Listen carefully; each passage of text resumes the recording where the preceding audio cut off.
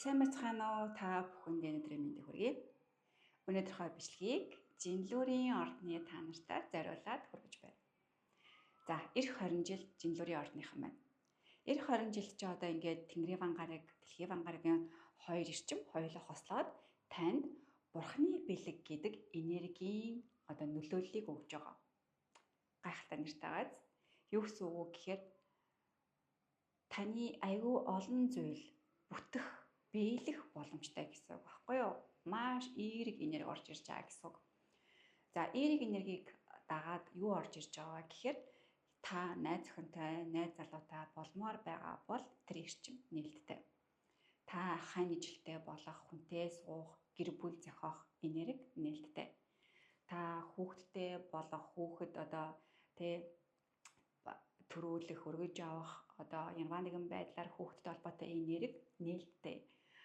Өчигдөр дээрээс нь та өөрөө хизээж хийж чадаагүй хүсдэг байсан дадал болсон, зуршил болсон тэр гоё зүйлсүүдэд дахин сэргээж хийх тэр боломжийн хугацаа бас нээлттэй.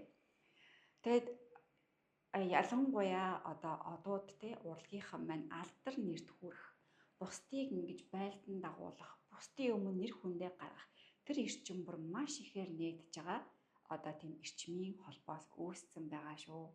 Тэгэхээр та бүхэндээ баяр хүргэе. Энэ он жилүүдийг айгүй гоё, зөв өөртөө эргээр ингэж буулгаарай гэж хүсмээр байна. За, сөрөг энерги бараг бол байхгүй. Яагаад гэхээр энэ хоёр холбоос маань угаасаа айгүй сайхан эрчмүүдийг өгч байгаа.